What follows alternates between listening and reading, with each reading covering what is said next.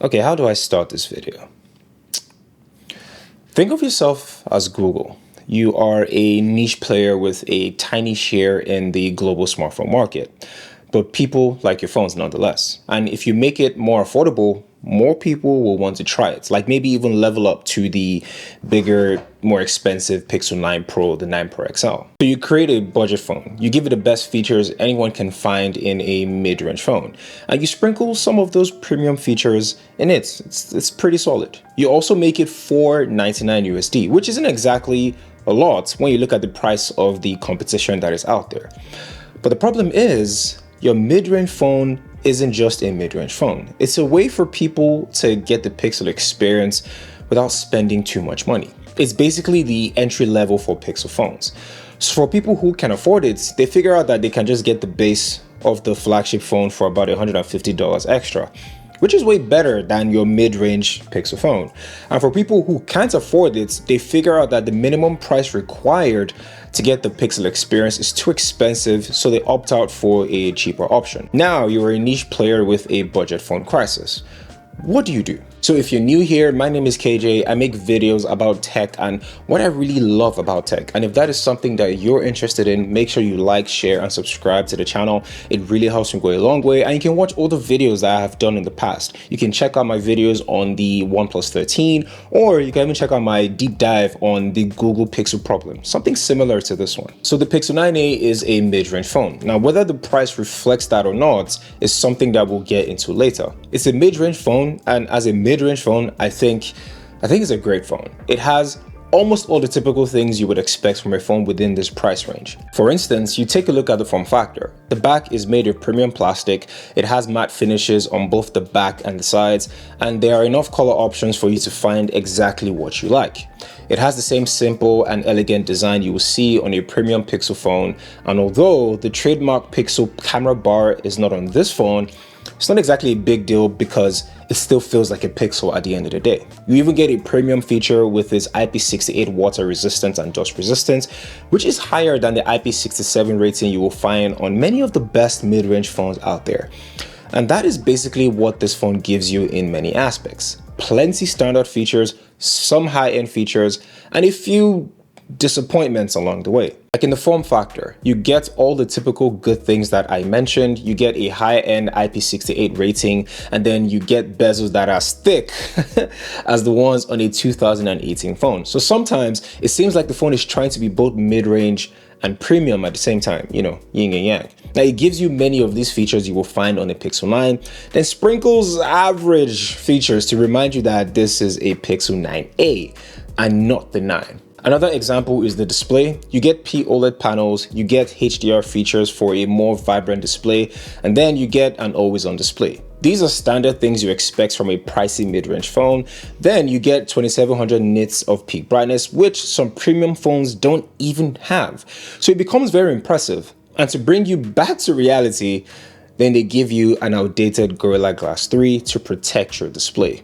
That is an entry-level Pixel experience. And normally, it's not exactly a bad thing. In fact, it's a good thing for a mid-range phone to have a sufficient amount of premium features to an extent where the experience starts to feel like you're getting a premium phone. So for instance, the Galaxy A55, the A56, and I think the Nothing Phone 3 Pro, these are mid-range phones designed to give you a somewhat premium experience. So you get a phone that gives you the full-blown Samsung experience with a few clear cuts in certain areas, like getting an inferior performance, you know you're getting inferior build, and even an average camera. Maybe it's a bit expensive, maybe it's not, but there is clarity and sufficient alternatives. So if you want to buy an entry-level Samsung phone, the A06 costs less than $100.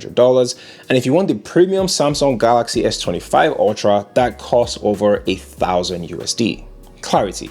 And with the Google Pixel, there is no clarity because the 9a is a $500 phone that serves as an entry-level Pixel phone, but also tries to be close to the Pixel 9 as possible, which takes us back to the problem.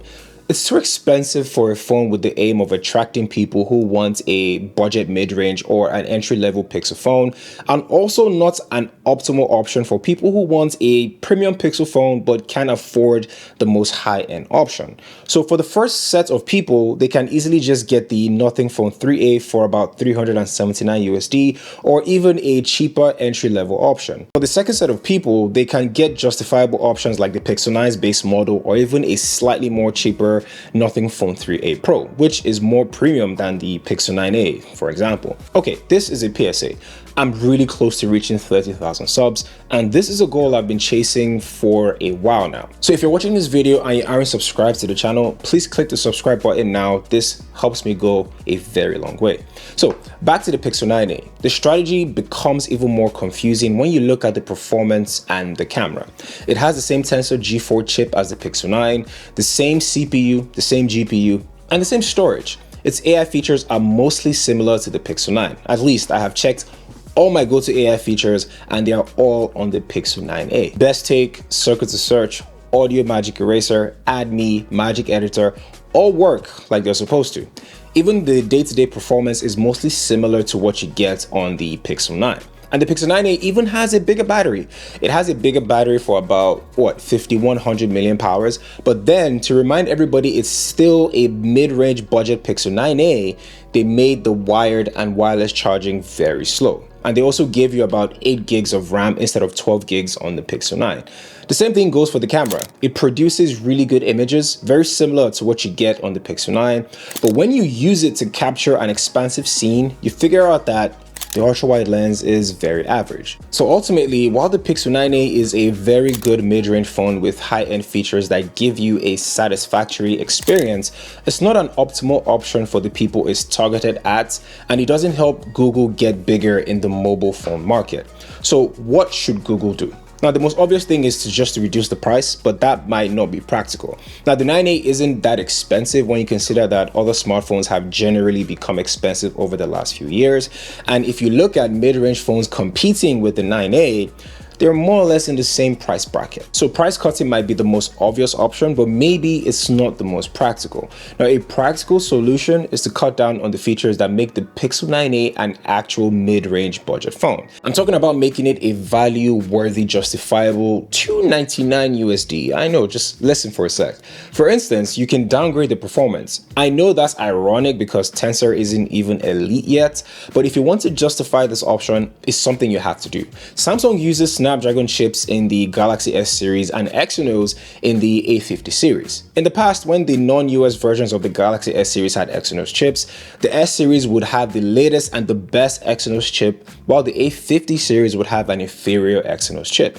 That kind of makes sense to me. Also, you can reduce the base storage to 64 gigs. Okay, maybe that's a bit too much because who the hell uses 64 gigs in 2025? But you can also downgrade the camera, definitely downgrade the AI features too, and so on and so forth. Now, I believe Google can downgrade features on the Pixel 9a to an extent where it becomes the most attractive phone within its price range. That way, people who want the Pixel experience but can't afford a pricey phone will get the Pixel 9a. And people who want premium Pixels but can't really afford the most high-end ones like the Pixel 9 Pro XL can get like the previous versions of Pixels or even the base model of that year. But right now, the A series phones are just stuck between being a mid-range phone and a premium phone. It's really confusing. It doesn't benefit Pixel lovers, it doesn't benefit the average consumer, and it doesn't benefit Google. So instead of trying to make the A series closer to the base model of the Pixel flagship, just do the opposite and have a clear target market.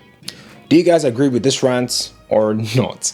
Let me know down in the comments. I really want to read your contrary opinions. I just want to get more information out there what you guys actually think of the Pixel 9a, or if Google actually has a mid-range phone problem. Thank you guys for watching this video. My name is KJ, and I'll catch you guys in the next one.